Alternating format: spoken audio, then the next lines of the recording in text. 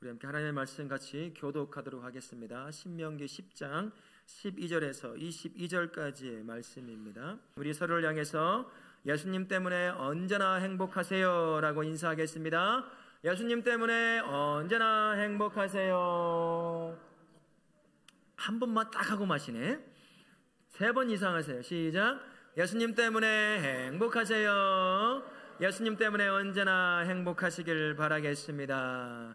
여러분, 부모들이 자녀에게서 확인받고 싶어 하는 것이 있어요. 나이가 먹으면 안 하지만 어릴수록 이것을 꼭 확인하고 싶어 하는 것이 있어요. 뭐가 있을까요? 이런 거 한 번쯤 안 물어본 분 한 명도 없을 거예요. 엄마가 좋아? 아빠가 좋아? 아니, 애들에게 왜 그런 심각한 고민을 하게 만드는지 모르겠어요. 근데 은근히 한번 확인해보고 싶은 때가 있어요. 어느 때인 줄 아세요? 이 부부가 약간 싸워가지고 살짝 등을 돌리려고 할 때, 그때 자녀들을 딱 앞상 세워가지고 야, 엄마가 좋냐? 아빠가 좋냐? 이렇게 해서 나를 더 사랑하는구나 라는 것을 확인받고 싶어 한다라는 겁니다. 10아들 그렇게 물어본다고 해서 10아들이 있어도 전부 다 사랑하잖아요. 그래서 사랑받고 있다는 걸 알고 있잖아요. 여러분, 이 말도 들어보셨죠? 10손가락 깨물어 안 아픈 손가락 없다. 진짜 안 아픈 손가락 있나요? 없어요. 근데 제가 살아보니까 이 아픔의 강도는 살짝 다르더라고요. 이 아픔의 강도가 조금 달라요. 센 것이 있고 약한 것이 있더라는 그런 경험이 있어요. 관심 측면에서 똑같이 자녀를 사랑하지만 관심이 더 가는 아이들이 있어요. 여러분, 누군 것 같으세요? 관심이 더 가는 아이들은 누가 있을까요? 연약한 아이예요. 그 아이는 똑같은 손가락이지만 깨물면 더 아파요. 걔는 이상하게 똑같이 사랑하는데 연약하고 부모의 도움이 더 필요한 것 같은 그런 아이들에게는 더 관심이 가더라는 거예요. 이게 어디서 온 마음인 줄 아세요? 하나님 아버지에게서 온 마음이에요. 우리가 부모가 되면서 그때부터 하나님 아버지가 나를 어떻게 사랑하는지가 우리 마음에 생기기 시작하거든요. 그래서 이 마음이 하나님 아버지가 우리를 향해 가지고 계신 마음입니다. 자신의 자녀들을 전부 다 똑같이 사랑하십니다만 유독 관심이 더 가는 자녀들이 있어요. 누굴까요? 연약한 자녀. 하나님이 아니면 일어서지도 못할 것 같은 그런 자녀들이 있단 말이에요. 그는 자녀들을 향해서 먼저 하나님의 마음이 가요. 그리고 가장 많은 관심이 가게 되더라라는 겁니다. 오늘 말씀 바로 누구를 향하여 하나님의 마음이 먼저 흐르느냐, 그것을 우리에게 가르쳐 주고 있어요. 본문이 이렇게 전개돼요. 우리가 읽진 않았지만 1절부터 보게 되면 십계명을 받아놓고 우상을 섬깁니다. 어떤 우상이었어요? 금송아지를 만들어 놓고 이게 신이다, 애굽에서 우리를 구원했다 라고 해요. 그래서 모세가 그걸 던져서 깨트려 버렸어요. 그래서 다시 올라가서 다시 그것을 십계명을 받아서 가지고 오십니다. 딱 오는 거예요. 그리고 나서 모세가 이스라엘 백성들 향해서 명령해요. 하나님이 주신 명령과 규례를 지키라 라고 또 다른 명령을 내리십니다. 어떻게까지 말씀하시냐면 13절 말씀에 명령과 규례를 두고 뭐라고 말씀한 줄 아세요? 누구를 위해서? 무엇을 위해서? 너의 행복을 위해서 명령과 규례를 지킬 것이 아니냐라고 말할 정도로 이 명령과 규례, 다른 말로 하면 율법이기도 해요. 계명이기도 합니다. 그것을 이스라엘 백성들에게 다시 한번 말을 하면서 그 다음에 다시 또 명령을 하는 게 있어요. 이 명령은 특별한 계층을 향한 명령인 것을 알 수가 있는데 18절과 19절에 몇 사람들을 등장시킵니다. 누구와 누굴까요? 고아와 과부와 나그네라고 하는 사람들이에요. 가장 연약한 자들을 향해서 하나님께서 그들을 향해 명령을 하시는 거예요.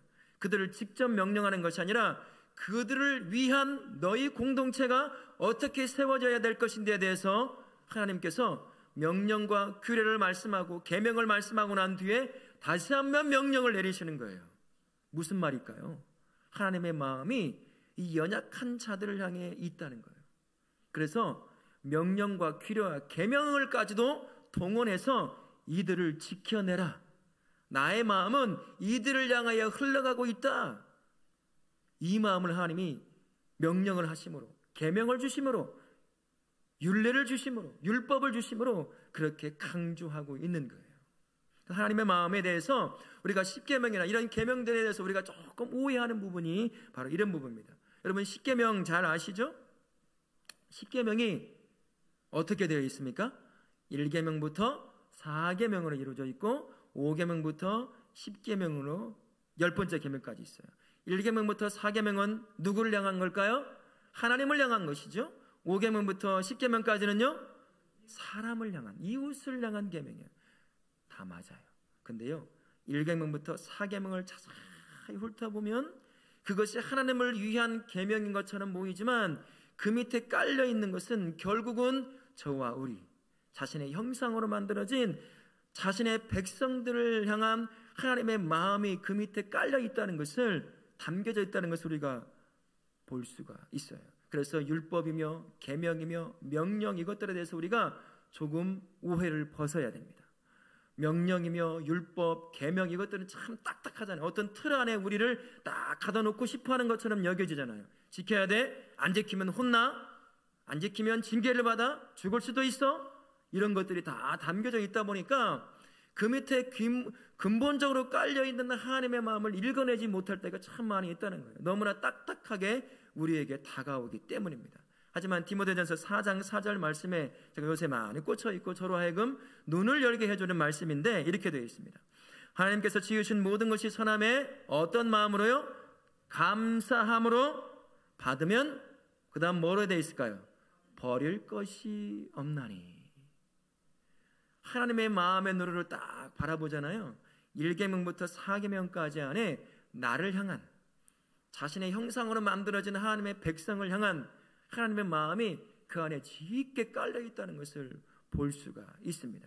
여러분, 1계명 어떻게 되어 있죠?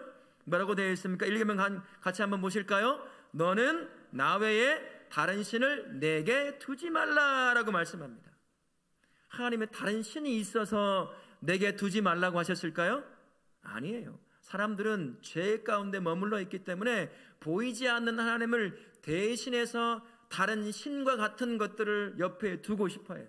그러나 그런 신들은 살아있는 신입니까? 죽은 신인가요? 죽은 신이에요. 죽은 신입니다. 그 신을, 살아계신 하나님이 아닌 그 신을 자신의 옆에 딱 두는 순간 그의 영혼도 그의 삶도 다 저주 가운데 머물 수밖에 없게 되는 거예요. 여러분, 아담을 잘 아시죠? 아담이요, 어느 순간 하나님처럼 되려고 했어요. 그래서 동산 중앙에 있는 선악을 알게 하는 과일을 딱 따먹기 시작을 했습니다. 그와 함께 아담을 향해 온 그 징계가 뭐였습니까? 그 다음부터 죄가 그를 덮기 시작을 했습니다. 그리고 쉬지 않고 죄가 주는 고통 가운데 살다가 영원한 죽음으로 갈 수밖에 없는 그러한 아픔에 놓이게 된 것이 바로 아담이라고 하는 사람. 자신이 신이 되고자 사단의 말에 속아서 사단을 하나님처럼 옆에 두려고 했던 사람.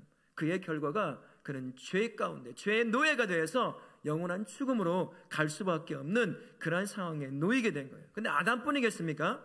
저와 우리를 포함해서 과거에도 그렇고 지금도 그렇고 미래에도 마찬가지일 거예요. 모든 인류가 아담이 겪었던 그 죄와 고통을 다 겪게 되어 있다는 거예요. 죄의 고통 가운데 살다가 어디로 갈까요?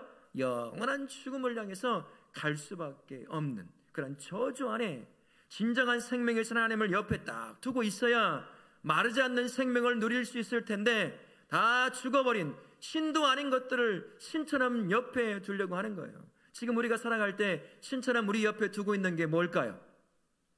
돈이에요. 우리 솔직해져야 돼. 하나님 앞에요. 돈이에요. 돈 앞에 친척도, 가족도, 형제도, 부모, 자식간도 없더라고요. 한순간에 무너져 버려요. 없는 사람 취급되더라니까요. 여러분 겪어보신 분 계세요? 그게 신입니다. 명예고 권력이고 출세가 우리 앞에 하나님을 대신하는 신처럼 우리 앞에 세워져 있는 거예요. 그것이 우리로 하여금 영원한 만족과 기쁨을 줄 수 있을까요? 잠깐은 줄지는 몰라요. 그러나 그것이 끝내 이끌어가는 것은 영원한 죽음에 낭떠러집니다. 그걸 쫓아가면 안 돼요. 생명 다 잃어버립니다. 그거는 이 땅에 살아가는데 도움을 받을 수 있을 작은 도구일 뿐이에요. 도구는 도구로 남을 때 가장 귀하게 쓰임받을 수 있습니다. 도구가 신역할을 하는 순간 그 도구를 불해할 사람이 저주 가운데 머물게 되는 거예요. 아담과 그의 후손이 하나님을 대신해서 옆에 딱 놓자 죄가 그를 덮었고 죄의 노예가 되어서 영원한 죽음으로 갈 수밖에 없는 저주 가운데 놓이게 된 거잖아요. 그래서 하나님께서 자신을 그 옆에 두라고 말씀하시는 거예요. 네 옆에 있어야 될 것은 그 어떤 것도 아니라 살아있는 나, 진정한 신인 나를 옆에 두라는 거예요. 왜 그럴까요? 하나님 내 옆에 있을 때 진정한 생명을 누릴 수가 있게 되는 거거든요. 하나님을 가까이 할 때 하나님의 백성은 행복과 축복을 언제든 누릴 수 있는 거예요. 그래서 하나님께서 언제나 가까이 하나님을 하라고 말씀하신 겁니다. 나를 종처럼 부려먹으려고 가까이 옆에 두게 하시는 것이 아니에요. 하나님과 함께 할 때 하나님의 형상으로 만들어진 인간은 하나님 때문에 행복과 축복을 누리며 살 수 있기 때문에 언제나 하나님 곁에 자신을 두라라고 명령하는 겁니다. 우리 사랑하는 성도님, 여러분 곁에 하나님 대신하여 세워져 있는 것들이 무엇입니까? 자식인가요? 돈인가요? 건강인가요? 출세인가요? 곰곰이 생각해 보십시오. 우리를 진정으로 행복하고 축복을 누리는 인생으로 살게 하시는 것은 살아계신 하나님이라는 사실을 기억하시고 그분만을 옆에 두시는 우리 성도님들 되실 수 있기 바랍니다. 너를 위하여 어떤 우상도 만들지 말라라고 하는 두 번째 계명이 있어요. 뭐라고 다시 한번 읽어볼까요? 너를 위하여 어떤 우상도 만들지 말라. 이게 이 계명입니다. 이 계명 안에 하나님의 낮은 자를 향한 얼마나 큰 사랑이 관심이 깃들여져 있는지를 알 수가 있어요. 지금도 마찬가지지만 수많은 사람들, 그 옛날에는 하루 한 끼 먹고 살기 힘들었습니다. 중노동을 해야 했죠. 그래야 겨우 한 끼 먹을 만한 양식을 얻어 살아가는 사람들, 그 사람들 거의 98%, 90%, 99%의 사람들이 다 그런 사람들이었습니다. 지금도 많은 수의 사람들이 이렇게 살아가요. 우리야 잘 사니까 그렇지 않게 보이지만 물만 건너가 봐도 정말 한 끼 먹기 힘든 사람들 정말 많습니다. 하물며 수천 년 전에는 어떻겠어요? 더 많은 사람이 죽도록 노동해서 겨우 한 끼 먹을 수밖에 없는 그런 삶을 살아갔겠죠. 이 두 번째 계명이, 이 계명이 이러한 사람들, 가장 낮은 위치에 있는 자들을 향한 하나님의 마음을 듬뿍 담고 있습니다. 여러분, 이 당시에는 여러분 이런 말 들어보셨죠? 재정일치 시대다. 정치와 종교가 하나가 되는 때였어요. 왕으로 세움을 받았다라고 하는 것은 신의 아들이기 때문에 왕이 되는 거예요. 신의 아들이라는 표현은 무슨 말이냐면 그 왕이 신이다라는 말과 똑같은 말입니다. 자기가 신이에요. 그래서 신으로서 이 땅을 통치할 때 강력한 신이라는 것을 보여주어야 합니다. 그것을 보여주려고 하면 무엇을 통해 보여줄 수 있을까요? 신을 섬기는 거대한 신전을 지어내는 거예요. 화려한 신전을 지어내는 겁니다. 그래서 내가 믿는 신, 나를 왕으로 세운 이 신이 가장 강력한 신이다라는 것들 백성에게 보여줘야 됩니다. 그리고 주변의 왕국들이 함부로 쳐들어오지 못하도록 우리가 믿는 신이 이렇게 강력하다라는 것을 거대하고 화려한 신전을 딱 지어냄으로 말미암아 보여줘야 되는 거예요. 그래야 강력한 권력을 가지고 자기 마음대로 나라를 이끌어갈 수 있게 되는 거거든요. 그런데요, 이 신전을 누가 어떻게 지을까요? 누가 어떻게 지을까요? 돈 많은 귀족들이 지어낼까요? 그렇지 않아요. 이 거대한 신전을 지어내는 사람 누구냐면 하루 한 끼 먹고 살기 힘든 노동자들, 중노동을 해야 될 그런 사람들에게서 세금을 걷어들이고 그들의 노동력을 착취해서 이 신전을 지어내는 거예요. 여러분, 파르테논 신전이라고 들어보셨어요? 파르테논 신전을 한번 보세요. 이게 이제 복원도예요. 전부 다 대리석으로 이루어져 있습니다. 이 폭이 31m, 길이가 70m가 달합니다. 높이가 10m고요. 저 기둥 하나에 이 지름이 2m짜리 기둥이에요. 무려 몇 년을 거쳐서 지었은 줄 아세요? 무려 16년에 걸쳐서 저 파르테논 신전을 지었습니다. 다른 말로 하면 16년 동안 연약하고 힘든 자들에게 그들에게서 세금을 걷어들이고 그들의 노동력을 착취해서 이 거대한 신전을 지어 올렸던 거예요. 더 놀라운 것이 있더라고. 제우스 신전이라고 들어보셨죠? 이제 이 저 기둥만 몇 개 남아 있다고 합니다. 이 제우스 신전이요, 폭이 놀라지 마세요. 50m입니다. 폭이 50m, 전체 길이가 117m예요. 기둥만 104개가 있어요. 2m의 폭이 달하는 기둥만, 높이는 무려 20m에 달합니다. 한 시대에 이것을 못 지어서 왕조가 바뀔 때마다 그때마다 조금씩 지어낸 거예요. 그래서 저것만 남아있는 겁니다. 누가 지었을까요? 저거를. 가장 연약한 자들, 하루 한 끼 먹기 힘든 사람들, 그들에게 노동력을 착취하는 거죠. 그들이 가지고 있는 그 작은 것 하나도 빼앗아서 그것을 세금으로 걷어들여 이 거대한 건물을 짓는 거예요.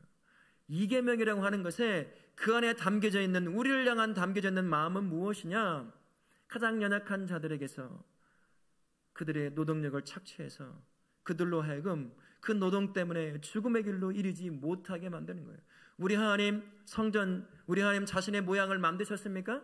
만들지 말라고요. 하늘에 있는 것, 땅에 있는 것, 바다에 있는 것, 어느 것도 만들지 말라고 하십니다. 이 안에는 이런 의미도 담겨 있어요. 이 거대한 신전을 짓지 말라는 의미도 담겨져 있습니다. 그러나 솔로몬 왕 때 되어서 솔로몬 성전을 지어요.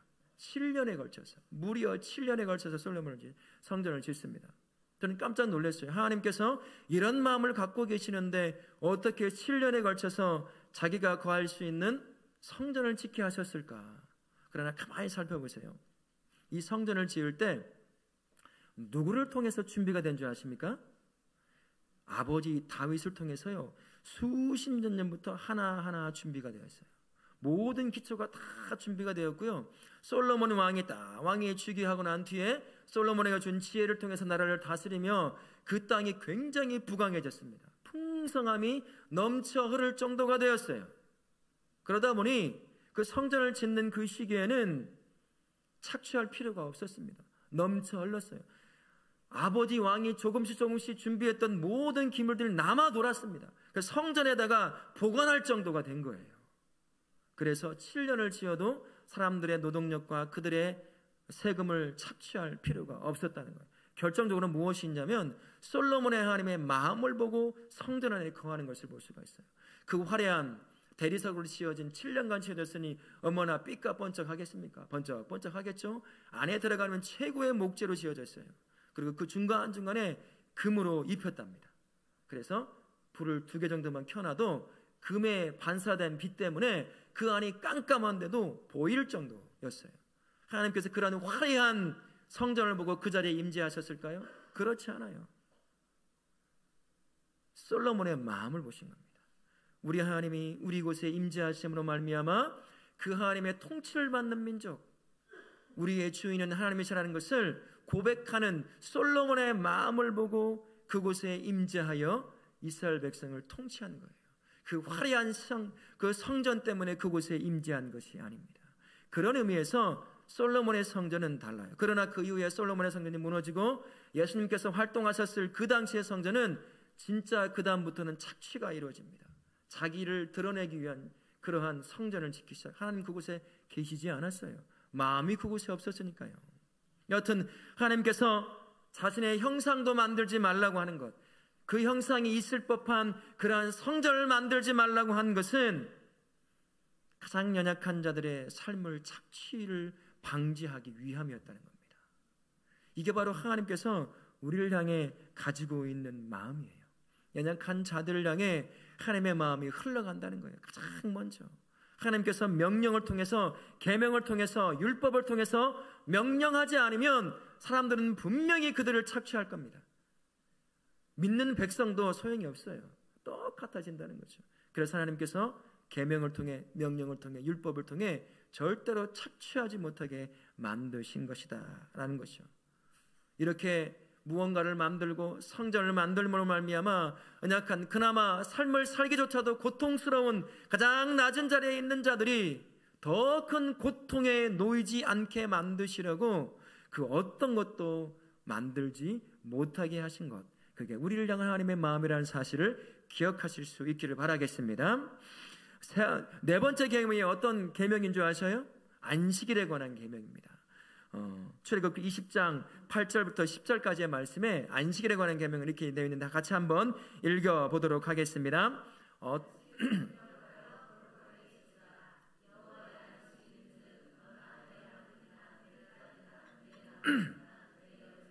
내 가축이나 내 문 안에 머무는 객이라도 아무 일도 하지 말라. 안식일이 어떤 날입니까? 쉬는 날이거든요. 어떤 계층에 있는 사람도 절대로 일하지 못하게 하셨어요. 나그네도, 선택된 백성이 아님에도 불구하고 그들도 일하지 못하게 했고, 심지어 누구도 일하지 못하게 했어요? 말씀 보세요. 뭐라고 적혀있어요? 누구도? 가축도 일 못하게 했습니다. 가축도 일을 못하게 했어요. 율법이요, 계명이요, 명령을 통해서 안식일이라고 하는 날은 하나님을 예배하는 날이기도 하지만 그 안식일에 세워져 있을 모든 사람들이 노동력을 착취당함으로 쉬지도 못하고 사는 그러한 인생이 되지 않게 만드시려고 하나님이 안식일을 제정해 놓으신 거예요. 하나님을 예배하는 날이기도 하지만 그날은 주님의 모든 백성이 하나님 안에서 진정한 쉼을 얻게 만들고자 한 하나님의 마음이 담겨져 있는 겁니다. 사람은 악합니다. 그런데 이런 경험을 했어요. 제가 아시는 분이 교회의 안수 집사님이셔요. 작은 토목회사를 운영하시는 분이었습니다. 그리고 그 직원이 교회 집사님이었어요. 이를요, 자기는 예배를 드리러 나와요. 그리고 직원들은 전부 주일날도 일을 시켜요. 그 중에 집사님도 계셔요. 같은 교회에 출석하는. 그래서 그 같은 일하는 분이 이런 말을 하는 거예요. 내가 형님이 교회를 가자고 하면 따라가겠는데 우리 사장님이 교회 가자고 하면 나 절대로 안 간다고. 하나님이 그렇게 주일을 허락하신 것이 아니거든요. 주일이라고 하는 것은 노동력에 착취를 당하지 않는 시간일 뿐만 아니라 우리의 연약한 몸이 쉼을 얻는 시간이에요. 하나님이 그래서 율법으로 만들어 놓은 겁니다. 누구도 쉼을 착취하지 못하게 만드시려고 어떤 사람도, 종도, 여종이든 남종이든 가축이든 지나가는 나그네건 누구도 하나님이 허락하신 쉬게 하시는 그 쉼을 착취당하지 못하도록 율법으로 계명으로 탁 만들어 놓은 거예요. 착취하지 못하게 해요. 이게 바로 하나님이 연약한 자를 향해 가지고 있는 하나님의 마음이다라고 할 수가 있는 겁니다. 하나님은요, 고된 노동 가운데 시달리고 있는 영혼들, 자신의 가장 낮은 자녀들을 향해서 안식일을 딱 허락하심으로 말미암아 쉼을 얻도록 만들어 주시는 분, 그분이 우리 하나님 아버지셔요. 우리를 향해 그 마음을 가지고 계시다라는 것입니다. 또한 출애굽기 21장에 보게 되면 폭행법에 관한 문제가 있어요. 여러분 잘 아시는 문제 말씀입니다. 거기서도 하나님의 마음을 찾을 수가 있는데 24절과 25절 말씀에 우리 같이 한번 말씀을 한번 읽어보도록 하겠습니다. 눈은 눈으로, 이는 이로, 된 것은 된 것으로, 상하게 한 것은 상함으로, 때린 것은 때린 것으로 갚을지니라. 이게 보통 동해보복법이라고 하거든요. 내가 당한 만큼 보복해 주는 것이에요. 참 잔인할 수도 있습니다. 근데 하나님께서 이것을 말씀하셨어요.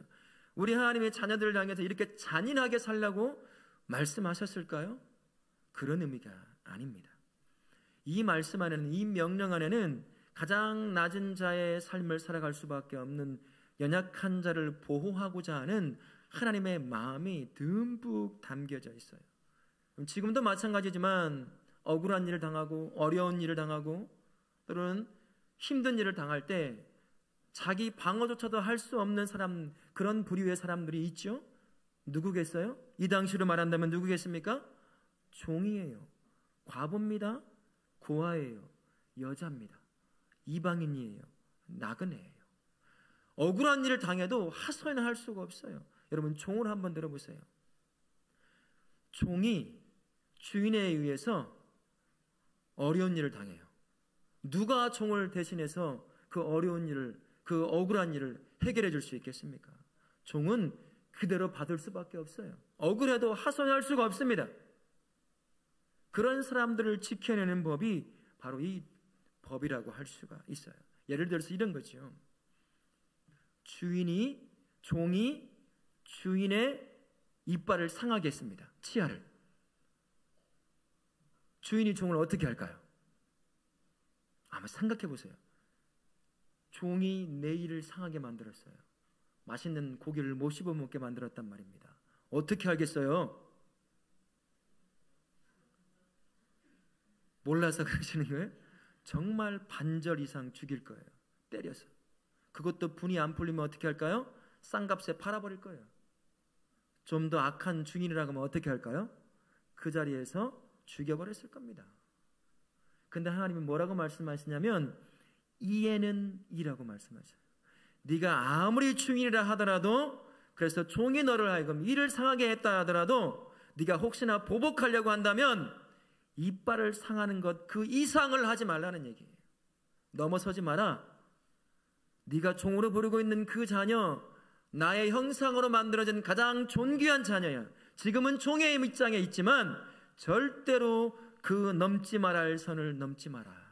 그런 의미가 담겨져 있는 거예요. 종을 보호하는 겁니다. 때로는 반대일 수도 있어요. 반대일 수도. 종이 이제 주인에 의해서 이가 상할 수 있죠. 주인이 어떻게 할까요? 신경이나 쓰겠습니까? 내버려 두겠죠. 더 심한 것도 당해도 종이면 당연하니 당할 수 있지 라고 말할 수 있어요. 하나님의 형상을 만들었는 비록 지금은 종의 신분으로 있지만 그의 영혼과 그의 삶에 무엇이 쌓이겠습니까? 억울한 인생이 되어가는 거예요. 그러면 그의 입에서 하나님을 향해서 어떤 말이 나올까요? 억울함을 호소하는 말이 나오기 시작하는 겁니다. 그래서요, 비록 주인이라 하더라도 종의 치아를 상하게 했다고 한다면 그만큼 당하라는 얘기예요. 함부로 억울함을 아무것도 아닌 것처럼 내버려 두지 말라는 겁니다. 물론 주인이었기 때문에 직접적으로 자기가 그대로 상해를 당하지는 않았을 가능성이 높습니다만 억울함이 쌓이지 않도록 그에 준하는 어떤 대가를 지불하게 했던 것이죠. 그래서 누구도 억울함 가운데 놓이지 않도록 하나님께서 만드신 가장 존귀한 자, 그가 비록 종의 신분으로 있다 하더라도 여전히 하나님의 형상으로 만들어진 자라는 사실을 기억하고 넘지 말아야 할 선이 있으니 결코 넘지 말라. 그리고 용서할 수 있으면 용서하라. 그런 의미가 이 법에 담겨져 있는 거예요. 억울함 가운데 자신 앞에 호선한 자가 없게 만들고 싶으신 거예요. 그러면 그 억울함을 듣고 하나님께서는 어떻게 해야 되겠어요? 응답을 해야 되겠죠.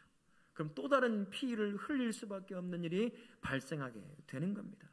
결국 동해 보복법이라고 하는 것은 가장 낮은 자를 보호하는 보호법이라고 할 수가 있는 거예요. 우리 안에 율법과 계명과 명령으로 이런 말씀이 주어지지 않으면 우리는 죄인이거든요. 내가 당한 것 그 이상으로 보복하고 싶은 그런 마음이 너무나 당연히 들어요. 내가 얼마나 억울함을 당했는데 이대로 분풀이가 되겠어? 2배, 3배는 갚아줘야 하지 않겠어? 이런 마음이 든다는 거예요. 우리는 연약한 죄인이기 때문에. 그래서 하나님이 그러한 것을 못하게 하시려고 딱 율법으로, 계명으로, 명령으로 딱 지켜놓은 겁니다. 그래서 그 이상 넘어가지 말라고. 가장 연약한 자, 주인이 때리면 맞아야 되고 칼로 찌르면 찔림 받고 죽어야 되는 게 종이에요. 고아도 마찬가지입니다. 나그네도 마찬가지고요. 과부도 마찬가지예요. 그런 사람 누가 돕고 살려낼 수 있겠어요? 아무도 없어요. 선택된 백성이라도 마찬가지입니다. 그래서 하나님께서 명령을 내리시는 거예요. 율법을 주시는 거예요. 계명을 주시는 거예요. 그 연약한 자를 살려내라. 나의 마음이 그들을 향해 있다 라고 말씀해 주는 겁니다. 우리 하나님의 마음이 바로 이런 마음이에요. 언제나처럼 하나님의 마음은 가장 연약한 자를 향해서 언제나 흘러가요. 가장 먼저 그들의 마음에서, 그들의 삶에서 울부짖는 그 소리가 하나님의 마음을 울리기 때문인 것이죠. 그래서 연약한 자를 향해서 흘러가는 하나님의 마음, 그 마음을 기억하실 수 있기를 바라겠습니다. 이것뿐만이 아닙니다. 가장 낮은 자에게 흐르는 하나님의 사랑과 관심이 여러 곳에서 우리가 발견될 수가 있어요. 레위기 23장 22절 말씀에 이렇게 말씀하십니다. 우리 같이 한번 큰 목소리로 읽어보도록 하겠습니다. 너희 땅에 곡물을 벨 때에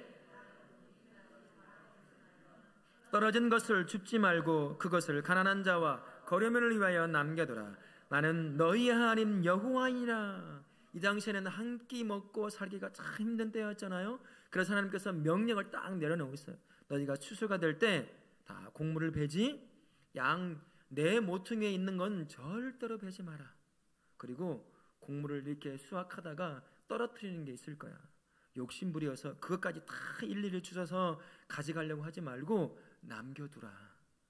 이거 하나 없어서 굶어 죽는 사람이 없도록 해라. 여러분, 룻기의 여인 룻이 어머니 나오미와 와서 처음 한 일이 뭐였어요? 이삭을 줍는 일이었어요. 그게 그 당시 가장 나약한 자들이 살아가는 삶의 방식이었습니다. 그것마저 주워가 버리면, 다 베가 버리면 그 땅에 있는 가장 나약하고 연약한 자들 다 생명 보존 못하고 죽는 거예요. 하나님의 백성이라고 하는 그 민족 안에서 먹지 못해 죽는 자신의 자녀들이 생기는 겁니다. 하나님의 돌보심이 없는 민족이 돼버리는 거예요. 그래서 명령을 내리셔요. 율법을 주십니다. 계명을 주셔서 절대로 그 모든 걸 다 베거나 가져가지 말라. 작지만 남겨두라. 누군가는 그것을 주어서 하루 한 끼를 먹고 생명을 유지하게 된다. 그렇게 주시는 거예요. 그래서요, 욕심 부리지 말고 작은 것이 있어도 그것을 주어 네 욕심을 채우는 것이 아니라 이것 때문에 살아갈 수 있을 그 누군가를 생각해서 남겨두라는 거예요. 때로는 억지로 뿌려두라 라는 의미까지도 담겨 있게 되는 거죠. 그뿐만이 아닙니다. 이사야서 58장 6절과 7절 말씀에 이런 말씀이 있어요. 우리 같이 한번 읽어보겠습니다. 내가 기뻐하는 금식은 흉악의 결박을 풀어주며 압제당하는 자를 자유하게 하며 모든 멍에를 꺾는 것이 아니겠느냐. 또 줄인 자에게 내 양식을 나누어 주며 유리하는 빈민을 집에 들이며 헐벗은 자를 보면 입히며 또 내 고륙을 피하여 스스로 숨지 아니하는 것이 아니겠느냐. 하나님이 기뻐하시는 금식이 뭐라고 말씀하십니까? 다 기뻐하셔요. 하나님께 주신 꿈과 목적을 두고 내가 양식을 굶어가며 기도하는 것도 기뻐하십니다만, 진정으로 기뻐하는 금식은 뭐라고 하십니까? 연약한 자들, 가장 낮은 위치에 있는 자들을 돕고 세워가는 것, 그들을 살려내는 것, 보호하는 것, 그것이 하나님이 진짜 기뻐하는 금식이다라고 우리에게 말씀해 주고 있어요. 하나님께서 가지고 계신 낮은 자를 향한 그 마음을 품고 작은 것 하나, 그거 하나 없어서 힘들고 무너져가는 인생들을 바라보며 나누어 주는 거죠. 그들의 인생을 돌보는 거예요. 그들의 인생을 지켜내는 겁니다. 누구의 마음을 품고요? 하나님의 마음, 낮은 자를 향한 하나님의 마음을 딱 품고 그렇게 도우라는 것이에요. 그게 내가 정말로 찾는 금식이요, 내가 기뻐하는 금식이다 라고 우리에게 말씀해 주고 있습니다. 그래서 하나님이 기뻐하시는 금식은 바로 이겁니다. 돕고 보호하는 삶, 그 삶이 하나님이 기뻐하는 금식이라는 사실을 기억하십시오. 하나님께서 낮은 자를 지키고 보호하고 살려내기 위해서 이처럼 율법을 주셔요. 계명을 주십니다. 명령을 내리셔요. 왜 그렇다고 제가 말씀을 드렸어요? 우리는 죄인입니다. 욕심을 부려요. 다른 사람 안중에도 없을 때가 참 많이 있습니다. 내가 하고 싶은 대로 내 욕심을 채우는 일이라고 한다면 다른 사람 바라보지 않아요. 그래서 하나님께서 자신의 택한 백성을 향해서 율법을 주시는 거예요. 하지 말라, 그만해라, 여기까지만 네가 살아갈 삶의 모습이다. 율법을 주시고 계명을 주시고 명령을 내리시는 거예요. 그래서 그 명령을 지켜 살아갈 때 너는 내가 주는 은혜와 복을 누리며 행복하게 살 수 있다는 겁니다. 하지만 이 명령을 지키지 않고 누군가의 아픔을, 누군가의 억울함을 만들어낸다고 한다면 나 너를 징계할 거다. 그런 의미가 율법이요 계명이요 명령 안에 담겨져 있는 거예요. 이 마음이 지금도 똑같이 우리를 향해 가지고 계신 하나님의 마음입니다. 우리가 연약한 자를 향해 여전히 똑같이 가지고 계셔요. 그래서 내가 아플 때 똑같이 아파하세요. 내가 억울할 때 그것을 같이 느끼시며 그 억울함을 해결하기 위해서 하나님이 인도해 가시는 것입니다. 연약한 자를 향한 하나님의 마음, 지금 우리를 바라보고 우리가 함께 하시는 마음이라는 사실을 꼭 기억하실 수 있기를 바라겠습니다. 저도 이제야 낮은 자에게 흐르는 하나님 아버지의 마음을 억만분의 1이라고 할까요? 그 정도 조금 느껴가고 있는 것 같아요. 항상 자식으로만 살다가 이제 아빠가 되었잖아요. 그러다 보니까 하나님 아버지의 마음, 낮은 자를 향하여 흐르는 그 아버지의 마음이 조금씩 경험이 되더라고요. 자식들, 안 예쁜 자식이 어디 있겠어요? 사랑스럽지 않은 자식이 어디 있겠어요? 사랑지 않은 자식이 어디 있겠어요? 전부 다 사랑스럽고 다 예쁘죠. 근데 이 관심면에 있어서는 특히 더 관심이 가는 아이들이 있어요. 내가 보기에, 아빠인 내 입장에서 보기에 연약하고 부족해 보이는 아이들이 있더라고요. 다른 아이들은 지 알아서 잘해요. 근데 이 아이는 내 도움이 더 필요한 것 같아요. 내 인도함이 더 필요한 것 같아요. 그래서 관심이 더 가는 거예요. 잘 됐으면 좋겠고, 건강하게 컸으면 꿈과 비전을 가지고 잘 준비돼서 하나님을 향해서, 이 땅을 향해서 멋지게 쓰임받으면 좋겠다. 그러니까 더 관심을 가니까 더 말도 많이 하고, 그러다 보니 그것이 잔소리가 되기도 하고 막 이런 일이 발생하는 것 같더라고요. 이게 바로 하나님 아버지의 마음이거든요. 여러분, 자녀를 다 키우신 분들 여기 계시더라고요. 이 추석 때 다 만나셨죠? 누구를 향해서 가장 짠한 마음이 들던가요? 우리 장로님, 우리 권사님, 우리 집사님, 누구를 향해 가장 짠한 마음이 들으세요? 아마 조금 어렵게 사는 자녀가 아닐까 싶어요. 조금 그럭저럭 살고 잘 사는 자녀들이 용돈을 주면 그걸 다 모아가서 어느 정도 목돈이 되면 힘들게 살다가 온 그게 딸이건 아들이건 몰래 호주머니 탁 넣어주는 거. 이게 부모의 마음 아니겠어요? 낮은 자를 향한 부모의 마음, 아빠의 마음이요, 엄마의 마음이요. 이게 어디서 왔겠어요? 하나님 아버지에게서 온 마음이에요. 우리를 그렇게 바라보고 계시는 거예요. 잘났다고 고개 쳐들고 다니지만 하나님 오셨을 때는 전부 연약한 자예요. 다 부족한 자입니다. 하나님이 아니면 살 수 없는 것 같은 그런 자녀라는 것이죠. 그들 향해서 누구에게 관심이 많이 가겠어요? 연약한 자녀들, 병든 자녀들, 이런저런 아픔 때문에 눈물을 흘리며 하나님 앞에 나와서 하나님, 나 힘들어 죽겠어요. 어떻게 해야 할지 모르겠어요. 그렇게 하나님 앞에 호소하는 자녀들, 그들을 향해 하나님의 마음이 가장 먼저 흘러요. 우리를 향해 그렇게 흐르고 있는 마음이 우리 하나님 아버지의 마음이라는 거예요. 여러분, 좀 힘드시죠? 경제도 그렇고 삶도 그렇고 자녀를 양육하는 것도 그렇고 건강의 문제 때문에 심각한 마음의 아픔도 있는 분이 계실 거예요. 때로는 언제 이런 문제가 내 삶에서 끝나나 하고 한숨 지을 때도 있을 거예요. 그때 누가 가장 먼저 그 마음을 알아봐 주신 줄 아세요? 내 남편, 내 아내, 내 자식? 아니에요. 하나님 아버지입니다. 그 마음을 똑같이 고스란히 느끼고 계시는 분이 우리 하나님 아버지셔요. 여전히 변함없이 낮은 자, 가장 힘든 자녀를 향해서 먼저 찾아가 위로가 되어주시고 힘이 되어주시고 그 마음 그대로를 안아주시는 분이 우리 하나님 아버지이십니다. 여러분, 다른 거 붙잡지 마십시오. 나를 알아주는 건 이 땅에 없어요.